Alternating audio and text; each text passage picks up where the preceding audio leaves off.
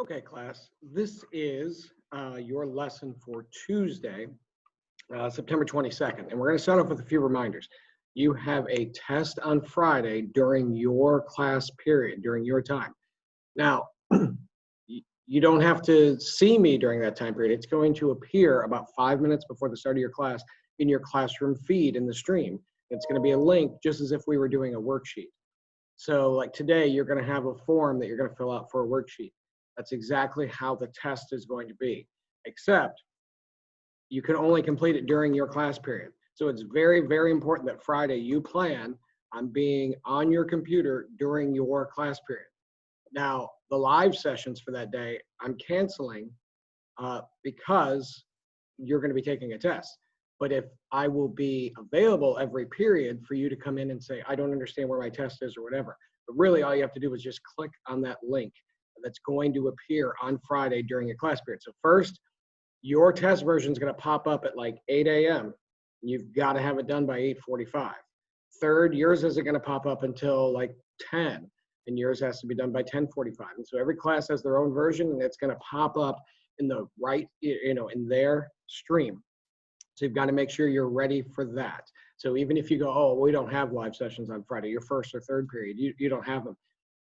You have that test though. And then fourth and seventh, sixth is a different class. We're not going to have those live sessions that day because you're going to be taking that test. But I'll probably post some sort of link just so anybody in any period can come see me and go, oh my gosh, I can't find my test. It's happening right now. The other thing is you have your document of the week.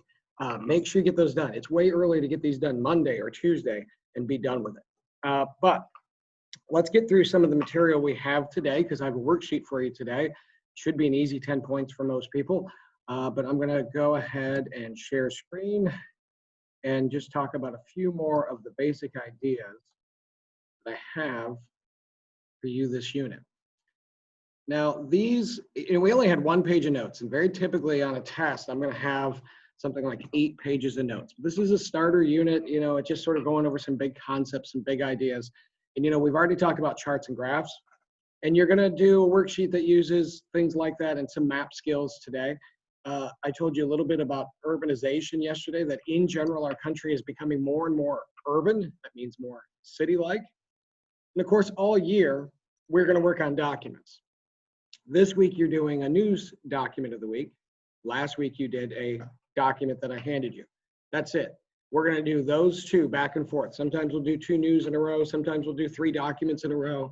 But your document of the week is going to be one of those 2 things each and every week. And the 2 challenges, one, primary or secondary is always lined up with the document I give you. Reliability, is this biased or not, basically, or is this reliable or not? That's always going to be with news. That's it. That's how they go. There's no more challenges. There's no more types. It's going to be one or the other every single week, and we're going to reinforce those skills all year. So today, the topic we're going to talk about is this 4th idea that we think of the United States as this one big uniform thing. And really, we live in a pretty diverse nation that is different in different parts of the country that we would call regions. I want to look at a few things just to highlight this idea. I think most people know this, they just may not think about it a whole lot. And so, used to have a great video. Well, I do have a great video that I could share, but I tried to find it on YouTube and I don't have the copyright for it, so I can't share it with you. But it goes over slang from region to region. So for example, when you order a cola, what do you ask for? Well, I'm going to guess that most people in the class order a pop. That's, though, very much not the standard. So over 52% of the country, and I mean, it's almost exclusively the South, they order Coke even if they're ordering a Pepsi. So if you want a Pepsi, the waitress will come up to you, and I've had this happen in Atlanta in particular, where everybody calls it Coke. But you say, if you want a Pepsi, they say, oh, what would you like? What type of Coke would you like to drink? Pepsi. Oh, okay. To me, it's always been pop, but apparently that's very much a Pennsylvania, Ohio, Michigan thing. Soda's more common. There is the elusive soda pop, very unique. Let's see, some other slang. And again, there's way more than this, but this just gives you an idea of some of the regional things. What do you call the evening meal? I've never had supper in my life. I only eat dinner. I never, ever have once said supper, but some people do. Apparently 29% of the country have it. What do you call the candy on top of ice cream? First off, I want to say that I don't really like the generic candy. Now, if like it's M&Ms or something, that's fine. But we're talking about the generic candy. I don't want to give away what they're called. The little tiny little pieces of generic candy they sometimes put on top of ice cream. All right. Hopefully you're saying the same thing. I would call them sprinkles, but apparently 11% of the country calls them jimmies. I have no idea. No idea. What do you call long sandwich? So, like maybe a foot long sandwich. What would you call that? Well, I'd call it a sub, and so would most of the country. But apparently, in certain parts of the country, you'd call it a hero, a hoagie, or a grinder. And again, if you think about it, there's various sub places that have those in their name. But again, if you were just making them, I would just say, oh, I'm having a sub. But apparently that varies differently all across the country. And what do you call the place where you get water in public? So ours are changing right now. We're making them water fill stations. But last year in class, I don't ever let anybody out, but people would say, oh, can I go get a drink? If I were to say, well, where is it you want to go? What would you say? Well, I think most people would say the drinking fountain or water fountain. Apparently in Minnesota, they call it the bubbler, which again, blows me away. So regionally, we all speak English, obviously, but regionally we have different slang for different things, different ways to address certain things. And that's just one part of it. We also have different views on politics and free time, etc. But let's look at some words and see if you know. Now, these ones in blue, this is probably the most recognized regional identification for slang, and that's the South. Now, some of these, y'all in particular, has seemed to crept up north in the last 5 years. Like, I'm a northern person. That's my whole family's from this area, and has been for a couple generations. And I've just never said y'all, and all of a sudden I'm hearing my cousin say it. It's just like sort of creeping in the last 5 years. But in the South, everything's y'all. Fixin'. Fixin' is I'm getting ready to. That's, again, very much a Southern thing, like, oh, I'm fixing to study for this test. I've never said that in my life except explaining this in a lecture. Now, my cousin in the last couple of years has married somebody from Tennessee, and I picked up some of these other ones. Literally when she said them, I start laughing and write them down, and then she said, what are you doing? And I said, oh, I'm writing this down for teaching because I didn't even know these. What is a buggy? Maybe you guys all know this and I'm just sheltered. A buggy is a grocery cart. So she will be like, oh, we were together and she said, oh, can you grab me a buggy? And I'm like, I have absolutely no idea what you're talking about. A buggy is a grocery cart. Josh. Oh, I'm just joshing you. To be teased. I'm just playing a joke on you. But the one that just, my cousin and his Tennessee wife recently had a baby, and she said, oh, can you check? I think she TT'd. I literally had no idea. Wet her diaper, peed. I've never heard that called that in my entire life. So that's just some things to consider. And if any of you have Southern family, you know that you hear these sorts of things. Now, there are other regions, though, besides just the South. New England, particularly Boston area, has their own thing. So first off, the fact that they say the word wicked all the time. Like, everything's wicked. How's that hamburger? Oh, it's wicked good. And it's just, everything is wicked. If it's positive at all, it's wicked. And I can't do a great Boston or New England accent, but the R is gone. That's the only thing I can tell you. The R is gone. So we travel a lot, or we try to, and we do it cheap because we pull a camper. And I was in Maine, and I was looking for directions to this place that is listed right here. Okay, now, I would pronounce that Bar Harbor, And I pronounced it like that, and I got corrected every single time. And they would say, oh, you mean, and they would say, Bahaba. Bahaba is Bar Harbor. I don't know what else to tell you besides the R's do not exist. In the video that I don't have copyright for, the woman from Boston is saying, park your car in Harvard Yard. And she says, park your car in Harvard Yard. There's just no R's.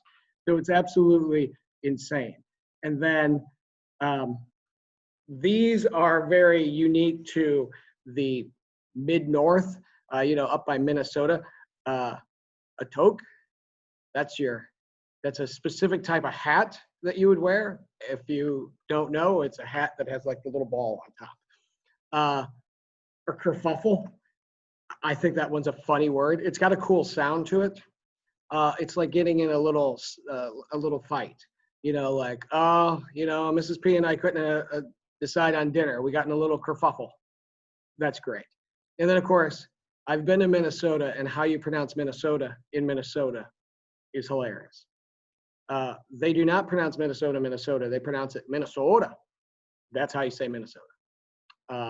And there's they just kind of draw out a lot of their words. And these are just, again, some of the examples. These are not the only differences that we have. That's just the ones regarding language. So let me see if it'll let me switch this page. Okay, so let me share a different page here. It's not always great about letting me do that.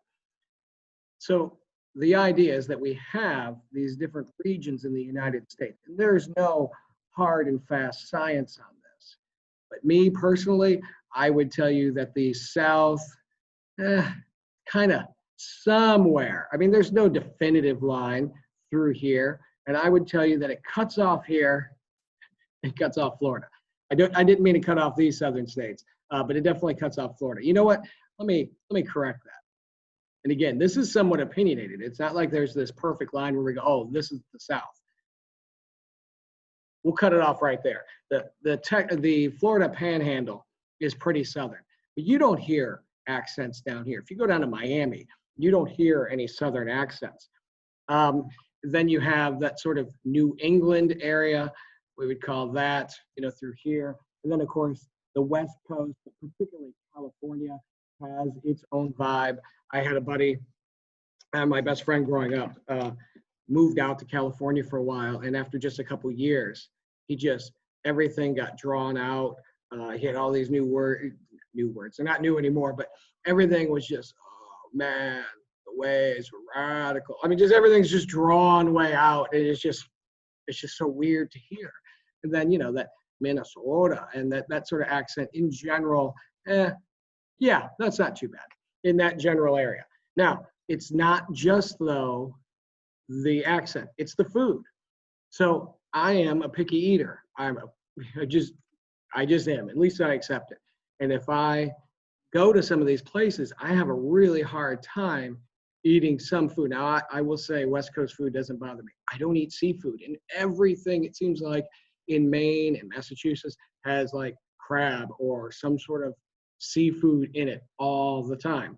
Everything up here in Minnesota, Wisconsin, everything is so heavy. Like everything's like, it's mashed potatoes with a pie on the side and some heavy meat thing. In the South, listen, this is just where I get real picky. I don't like so many of the foods of the South. I'm so sorry. Some of you are losing your mind because you're like, oh, I love that. I don't like grits. I don't like, what is it? Like the roasted peanuts that are unsalted. There's just all kinds of stuff that I'm a picky eater. But we have these regional differences, and that's a good thing. We should celebrate this. But there are other things too that make by the way, we're the Midwest, Ohio, and we're just considered the generic. It's our accent, for example, that is used most often on TV shows. That's used most often on the news because it's just sort of the generic fallback. But we have our things too, like pop. We also have a tendency to drop some vowels. Like people from Ohio are known for not saying probably right, and I have to say it very carefully. When you say probably, you have all the vowels in it, but people from Ohio have a tendency to go probably and just kind of lose that vowel, and we don't notice it because we all do it. Culturally, literally, your political identity, and again, we're talking about trends, you are far more likely to be a Democrat if you live in this region or this region. You are far more likely to be a Republican. There we go, pointer. You are far more likely to be a Republican if you live in the South, and for that matter, the Midwest. They're just these tendencies. You're far more likely to own a gun if you live in the South. Even the sports you like are different. In the Midwest and the South, the number one sport, if you go, and here's the measure that we're using, number of people who watch it on TV. So there's different ways to measure it. At least know that this is how we're measuring it. The number one and number two sport are different versions of the same sport in both the Midwest and the South. And it's football. It's professional football and college football. Now, in the Midwest, professional football is the number one most watched sport, and college football is number two. In the South, it reverses. It's college football number one, professional number two. And that makes sense. If you're a sports fan, that makes sense to you. Now, football is pretty popular in almost all these areas, but when you get into the 2 and 3, that's where you start to get a little weird. Hockey is very popular throughout the sort of mid-north, very popular up here, pretty popular in New England. But in New England, they have televised, what is that game? Oh, now I'm going to forget. There's always a student who will remind me. It's in the top 5 of their television sports. It's that field hockey, maybe. It's the one where you have the ball on the end of the stick and you flick it in the net. Sorry, my apologies. You guys can correct me in the comments below and on the Google Classroom if you want. In the South, race car driving makes the top 5. And again, that's just not something I would watch, but they do there, and that's fine. Our country is different. We have these regional differences, and that's kind of what makes us unique. On the West Coast and the East Coast, the NBA is the number 2 sport. NBA is pretty big all across the country, but again, only in the South is NASCAR any sort of competition for it. So it's again, very, very unique, we'll say. These regions are not hard and fast. There are parts of Southern Ohio that you hear a little bit more Southern slang. West Virginia, I probably should have made more of that the South because West Virginia is pretty Southern. But you just get an idea that regionally we have some differences, whether it be food, whether it be slang, or even some political things. There are many states in the South that give off the first day of hunting season to their students because they know nobody would go to school. It's not very common to do that in Ohio, although there are a few rural areas, that means country, rural is country, areas in Ohio. I think Western Reserve might be one of them, at least they used to, which would give off that day of school. It was just a planned day to have off for the first day of deer hunting season. So again, we're just a little bit different, and that's okay. So be aware of that. Our country is not a monolith. We're not all exactly the same. We have things that bind us together. But you travel and you see some different things. Okay, that's going to be it for us today. Make sure you do the worksheet. It's a map skills worksheet. You're going to need to open up Google and look some things up, but it should be an easy 10 points for you. It is due by midnight tonight. So just get it done and out of the way and then work on that document of the week. Test Friday. Hope everybody has a great day.